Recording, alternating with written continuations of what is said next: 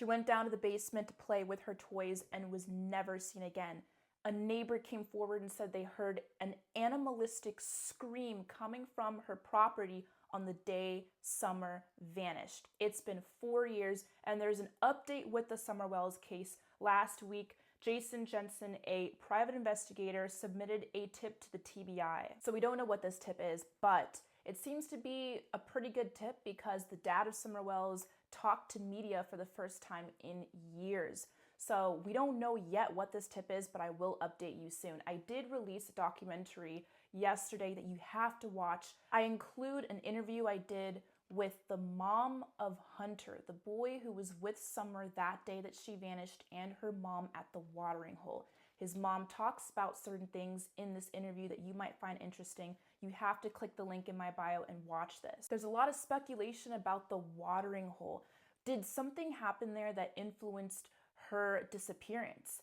There's speculation online, rumors that maybe she got secondhand drowning. Here's a photo of Summer that was the last photo actually ever taken of her in her mom's car, slunched over this milk carton. And people online are saying that it looks suspicious. It appears that maybe she might not be alive in the photo. What do you guys think about this last photo taken of her? I just think back to the neighbor. Her name is Jody Sue. She and her son were interviewed, and on this news channel, they said they heard this animalistic scream coming from the property.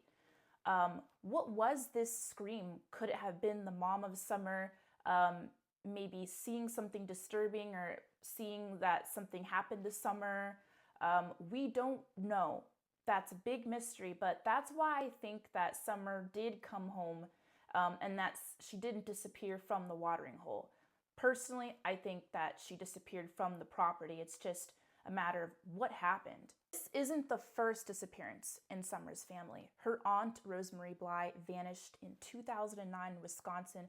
She said she was going to a bar to meet with a cousin and that she would return by midnight. She was married and had 2 daughters, and she just never returned. There was a history of domestic violence with her husband. A related police incident occurred earlier in August of 2009. I did see this bit of information, but the case remains unsolved to this day. It's just an interesting coincidence that in Summer's family, 2 people have vanished without a trace. So who is Hunter? Hunter was a 15-year-old boy that was hanging out with Candus and Summer at the watering hole. I have drone footage that a local man sent to me actually, so you can see how this watering hole looks like. They were swimming around here, and this is the parking lot. Here's the last footage taken of Summer Wells. She is swimming at the watering hole. Her mom Candus took this TikTok video, and Hunter is in this video. Hunter's mom says that he wasn't the same after that day, that something changed in him, and that he just wasn't the same. One of the circulating stories about the watering hole is that apparently Hunter was charging his phone with Candus, the mom of Summer, in the parking lot, and he had looked back and seen that Summer was under the water, but he didn't know for how long. He didn't know whether it was maybe 30 seconds or 15 seconds or a few minutes. He just didn't know how long she was under the water for, but that's something that he had observed. That's where this rumor of maybe Summer possibly passing from secondhand drowning started, was from this story. In an interview with Dr. Phil, Summer's parents tell him that they believe he was abducted from the property. Now let's talk about the property. I've driven past this property multiple times.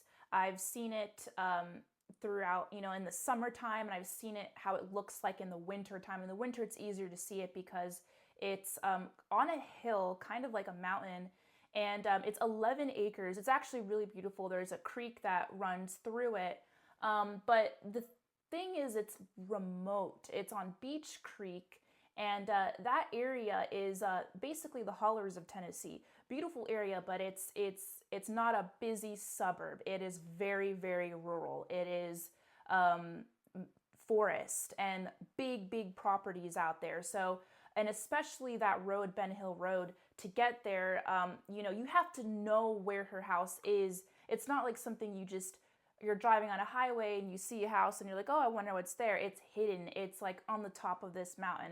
It's like possibility of her being abducted to me seems less likely considering how deep in the woods it is, and that area is just so wooded. This case reminds me of Missing 411. If you know what Missing 411 is, comment down below. But it's a series of books by David Pilates where he talks about children and people that go missing in America in these really wooded areas under strange circumstances. And a lot of times children will literally be like a couple feet away or yards away from their parents camping, and the parent looks back and the child is gone, never seen again.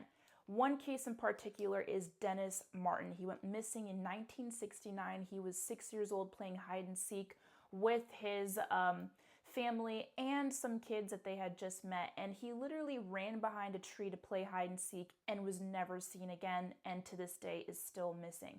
That case at the time garnered national attention. Thousands of people were looking for him, and he just vanished. There's similarities between Dennis Martin and Summer Wells in the fact that they were both around the same age and allegedly so close to their family members when they disappeared. Candus tells a story that Summer went down to the basement to play with some toys. She was on the property, she was near her family, and she vanished, just like how Dennis Martin was just yards away from his family and he also vanished. Another thing in common is that both of these happened in wooded areas. Summer's property is very wooded, and Dennis Martin was in the Great Smoky Mountains. Today is June 15th, which is the 4-year anniversary of Summer's disappearance. What do you guys think happened? Make sure to click the link in my bio, which has the link to the YouTube video I put out that has more information on Summer Wells' case.